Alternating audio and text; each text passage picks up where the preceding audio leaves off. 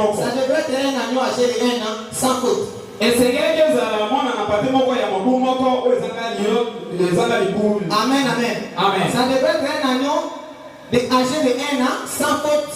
Et c'est quelqu'un qui ezala mwana na pate ya mbula moko o ezali ata na bikama moko te nazo. Dieu dit vous allez prendre cet agneau le 10e jour. Zabalobi okokamata mwana na pate wana mokolo ya zomi. Et vous allez examiner ça pendant 4 jours. Pe okopima yango na sima ya mikolo mingi. Pour être sûr que cet agneau est saint. Pona ndimisama ete mwana na pate wana bongi pe. Amen, amen. Amen. Frère Branham dit Jésus était entré à Jérusalem. C'était un certain dimanche. Le lundi c'était le premier jour. On a commencé à l'examiner. On examinait l'agneau. On examinait l'agneau.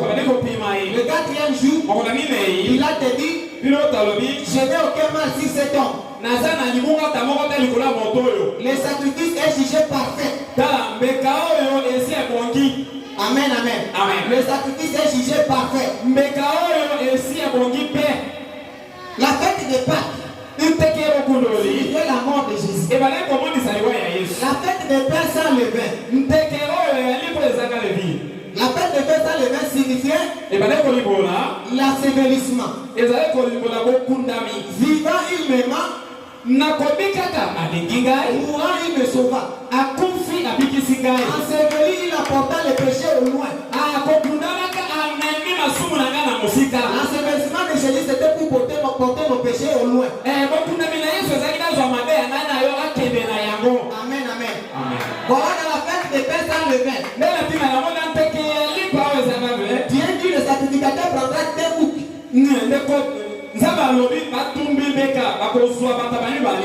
Il prendra 2 boucs. Un pour le dernier, un autre pour Azazel. Amen, amen. Amen. Frère Branham me dit, dans la position des croyants en Christ prêché en 1965. Paragraphe 14. Frère Branham me dit, les enseignants, les prédicateurs disent que l'autre agneau c'était pour l'éternel et l'autre agneau représentait le diable. Frère Branham dit non. Non.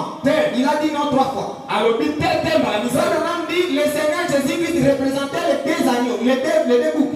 Et le bouc pour Azazel et le bouc pour l'éternel. Le sacrificateur quand il prend le bouc, il jette le sort. Le bouc sur lequel le sort va tomber pour l'éternel, on va le sacrifier. Mais l'autre bouc sur lequel le sort va tomber pour Azazel, le sacrificateur mettra ses 2 mains sur le bouc. Et il va confesser tous les péchés du peuple. Et on va chasser ce bouc dans la forêt. Frère Branham dit Jésus-Christ représentait ces 2 boucs. Aujourd'hui nous avons eu la grâce. Il n'y a pas de condamnation pour tout celui qui est en Christ. Celui qui a mis les barrières sur ta vie, il ne sait pas. Il ne sait pas. Abraham me dit, si ce n'était pas le sang que Jésus a versé sur le calvaire, tout le monde ici allait être perdu. Tout le monde ici allait être perdu. S'il sait, le diable qui cherche ta mort spirituellement tant que physiquement, lui ne sait pas l'être du calvaire. Vous devez lui référer. Amen, amen. Dis-lui, l'œuvre a été achevée. Il n'y a pas de condamnation ni la mort pour tout celui qui est en Christ. Et c'est Rosalie. On avance. Frère Branham dit, dans la 3e fête, c'était la fête des bicheurs d'agité. La fête de la chair d'agité.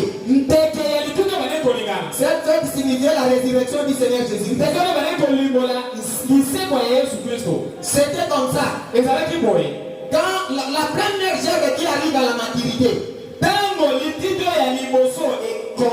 on amène ça au sacrificateur. Quand le sacrificateur va soulever ça, et il va bénir ça. Tous les chants, c'est comme une dengue moko. Le sacrificateur prend ça, il bénit ça, tous les chants deviennent pareils. Et le Seigneur Jésus-Christ a été le prémisse de ceux qui dorment. C'est lui la chair d'agité. Il nous a identifié le vrai Dieu à servir. Vous qui traînez dans les dénominations, nous avons le chemin, la vie et la vérité avec nous ensemble. C'est le Seigneur Jésus-Christ. Lui qui a porté nos péchés. Il nous a justifiés. La Bible écrit dans Romains chapitre 8. Il dit tout ce que l'Éternel a commis d'avance. Il les a prédestinés. Ce qu'il avait prédestiné, il les a appelés. Ce qu'il avait appelés, il les a justifiés. Il les a sanctifiés. Il les a glorifiés.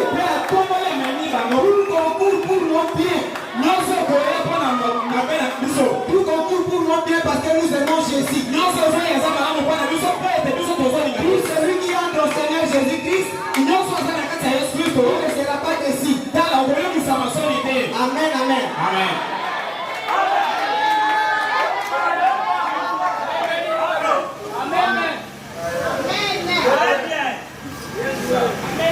Mais si vous suivez quelque chose dans la vie, vous devez être sûr de la chose. Il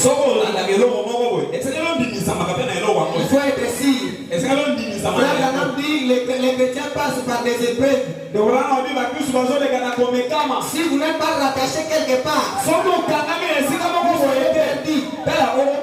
vous serez emporté par les vents de toutes les doctrines. Église au bout de Billy, ok. Église ok. Ok. Tu es sans position. Qui va avoir un absolu. Quelque chose sur laquelle qui va t'appuyer. Amen, amen.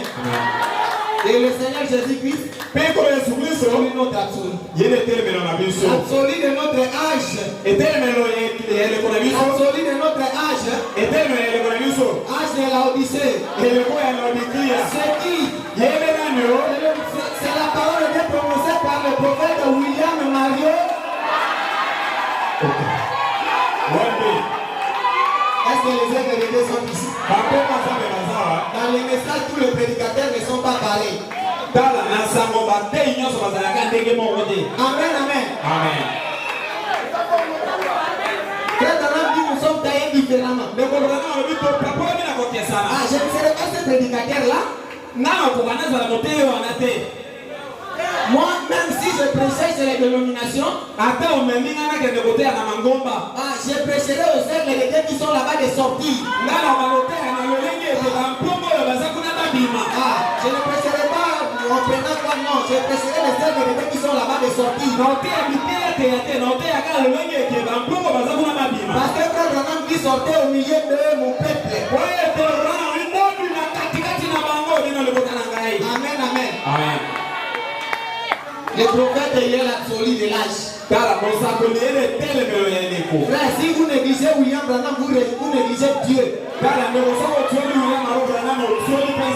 C'est William Branham qui nous a identifié le vrai Dieu. Vous ne pouvez pas parler seulement de Jésus sans parler de son précurseur. La Bible dit au commencement c'était la parole. La parole était avec Dieu. Et à la fin on dit il y a un homme appelé Jean. On parle alors de la parole. Dieu c'est la parole. Pourquoi on a parlé alors des gens? Vous ne pouvez pas parler de Jésus sans parler de celui qui a bâti la plateforme. Amen, amen. Vous ne pouvez pas parler de l'enlèvement et vous rejetez William Branham. Là,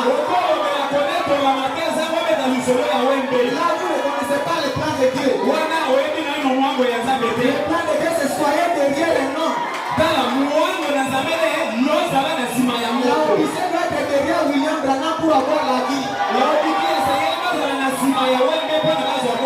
Amen, amen, amen. Frère Branham dit nous avons 3 exodes.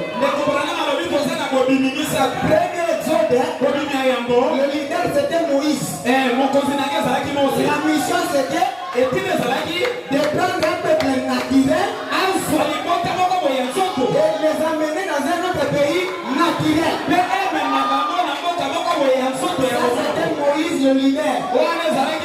Si ton peuple d'Israël, si vous voulez aller à Canaan, il doit passer par Moïse. Deuxième exode. Le leader c'est le Seigneur Jésus. C'était pour prendre les gens dans un pays naturel et les amener au baptême du Saint-Esprit. Le leader du troisième exode. Le leader du troisième exode. C'est William.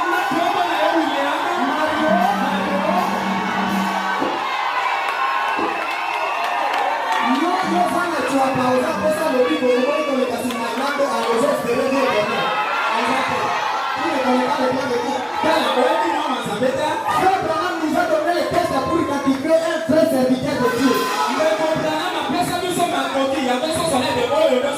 La première des choses, il vient avec un message global.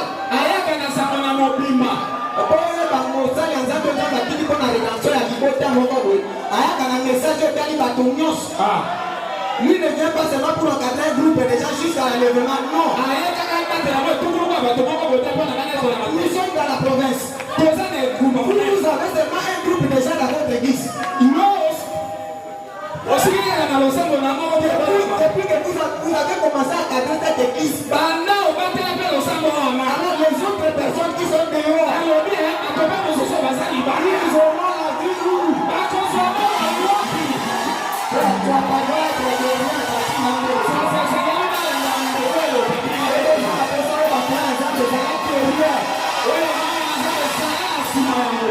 notre absolu c'est le Seigneur Jésus-Christ. Les chrétiens doivent filtrer sur tout ce qu'ils font dans la parole. Nous sommes nombreux que le Seigneur vous bénisse.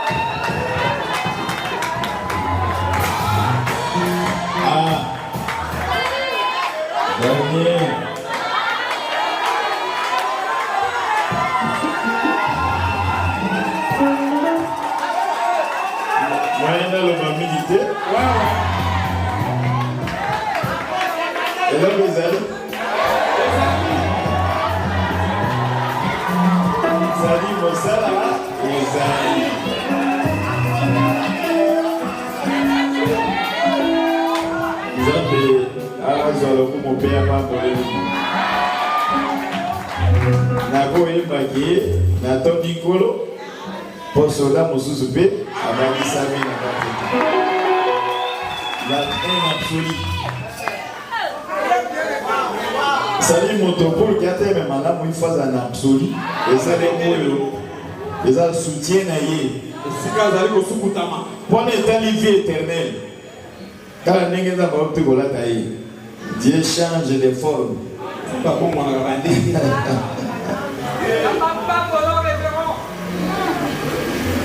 Pour mettre au sambe la banzame moussous, toko sambe la dame moussouté, en dehors du Seigneur Jésus-Christ.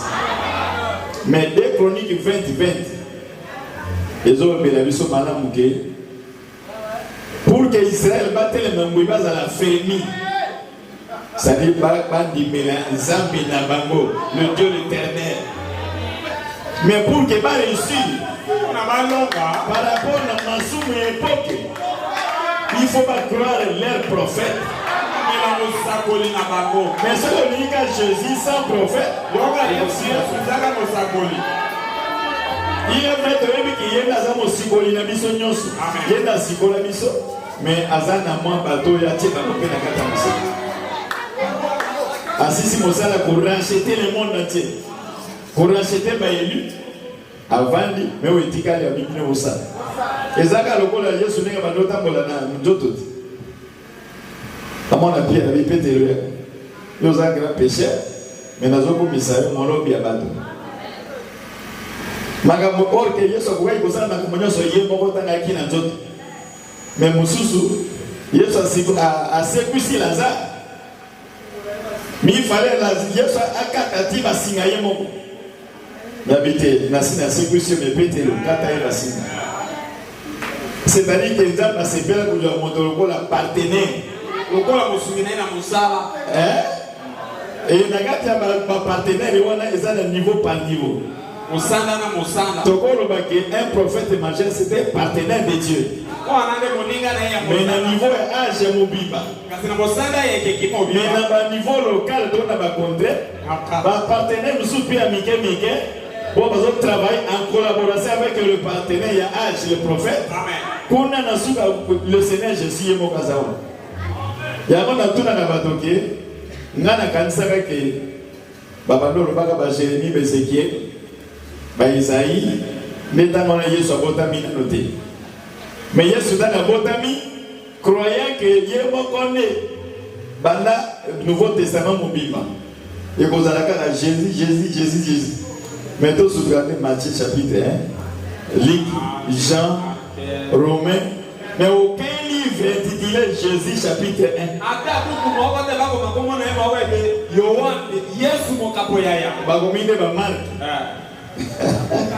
C'est-à-dire c'est un secret. Dans un an, j'ai rejeté le prophète, telle la miséricorde de Dieu. Batonyo so ba rejeté qui Noé Nathan et Bakufaki. Mais Jéhovah Zalaki. Vous avez le même Jéhovah a dit qui Noé qui est tombé à boîte. Pour un bazana politique de travail, il y a un lobaka. Il y a un prophète. Pour le peuple naïf. Ce qu'on néglige le prophète, on néglige ça. Il y a un monde qui a mathématiques qui m'a dit n'est pas tout absolument la Bible. Bon, moi, Kourubi, moi, confusion comme ça. William Branham, Azaki n'a droit que mon absolu, c'est la Bible. C'est la parole de Dieu. Pourquoi c'est lui le prophète de l'âge? Il faut donc que ça va dans la Bible. Pour y aller au la Bible. D'ailleurs, à Korisha qui bisca mon sous ma traducteur, Basaki ma erreur. Le Saint-Esprit Katinaye, à l'objet awa kezali 7 chandeliers. Ils avaient un seul chandelier dans 7 portelanes. On a des zika, bateau azolo ba manger 24 45 à côté d'erreur. D'accord dessiné 7 chandeliers dans livre naï. Ils avaient la 49 fois ensemble. Le coup la toujours c'est dans 7e, c'est biso to connaître le mamba ko ba la 49 ensemble. Ya mon côté la côté ni contre la consigne mo sakoli. Boko tazama. Pour comment qui Bible, ils ont des collègues naïfs. D'ailleurs, il y a un conseil pour tout le monde qui n'a pas mot. Pour avant l'imbola, il faut que maman dise que c'est les gars. Alors, mon sang qui n'a droit que mon azoli c'est la Bible, la parole de Dieu. Mais si vous participez pas à la qui vous s'accorde, vous avez le prophète absolument bango et cause à la directement Bible. C'est une vérité. Et cause à la Bible, l'air absolu c'est le prophète. L'écriture est allée. Dans 1 Corinthiens chapitre 11, verset 1. A dit, Paul a dit, soyez mes imitateurs. Comme moi je le suis de Christ. Bon, Nzamba Molongo, Nzamba désordre d'été. Et n'est pas qui t'a na quatre églises locales, ton a compté mon boy. Le pasteur ou serviteur de notre bâtiment, c'est l'absolu pour cette église-là. Amen. Amen. C'est la vérité. La femme Sinamite. Oh, Yazaki na mwana na ye. Babala na mobile ne babu libéré. Mais abota quitté. Mais Élisée, et fait il y a pas beaucoup tongela ya ba mwanda ko tout ça Élisée a donné ka. Giazi. Nazo kana prononcer le comme ko na couple on mais nazo to eloko ngozani. Mama, naloba nini? Nasenga nini pona yo? Naloba na mokonzi boko ke abate abite na bana kimia na bate. Giazo bi corona ngai azana mwana ti. Elisa lobi kaka n'époque année prochaine obota mwana mobile. Et kaka n'époque année prochaine baboti pe mwana mobile. Mwana na mosalobi ki ata comme si ba 10 à 12 ans abelika mode de tête et puis akufi. Moi ça m'a dit ngala senga qui était. Na il faut nazo c'est la yo moto senga qui. Atili mesana ta ye nani Elisa tili kiasi na mopa. Kenena okuna. Moi, ça n'a pas été absolument mon pangate. Absolument mon pangate. Et il y a la moi, avec pourquoi pas absolument moi, c'est ça qui a mon pangate. Habiter, yéne, motabenga qui m'en a. Et il y a accueilli, il a fait lisée, a même mis moi, là, Elisa babi kotambola sans pas ko lukasi ya kotake ya ngena ngolo ne ayiko mwana vision na ke mwana zotambola ya ici a beaucoup azudi ne na sima eko poye jolo na zolo miso na miso mwana zoki envie mosalobi ke l'absolu du prophète était Dieu la reine de Prochima et l'absolu de la femme était le prophète ça te comprendre le chemin on a. Vous avez la vie éternelle. Oui, c'est ça. Hein? L'absolu était le mélo. Et mon savait pas que le babongo n'a pas brossé le bébé. Dans l'autre, il y a 63. Mes frères, je crois que vous me considérez comme votre absolu. Et moi, mon absolu, c'est Dieu. Na paragraphe 10 alobi ata nazalité soki quelque chose moko écoute ma keloye quand il voit la confusion abi botia ba bande wana abi ba bande no absolu pour la bible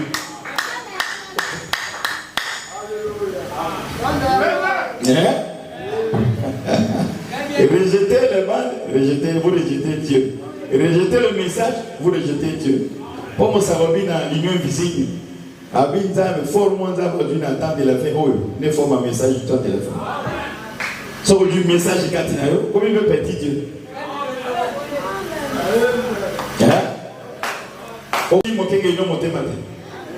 Il faut Dieu comme absolu. Que Malobanaye et Dieu si Kanakata Motemanayo. On a référence à point final. Malobanaye Zanenza Bene Motalobi.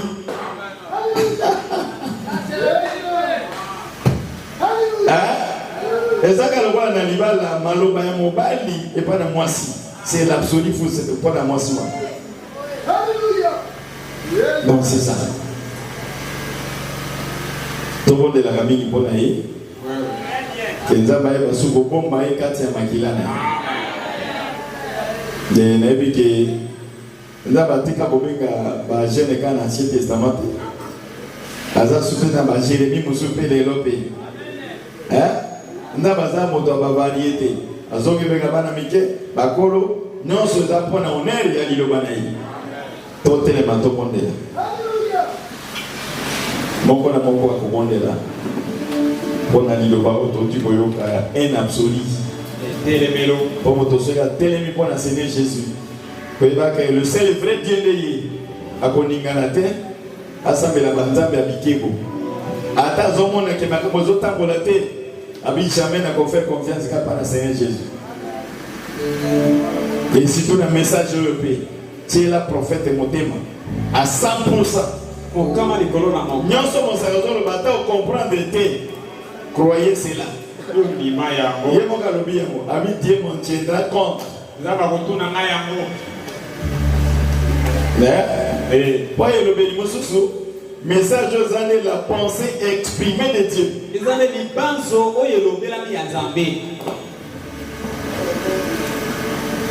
Moko à comprendre.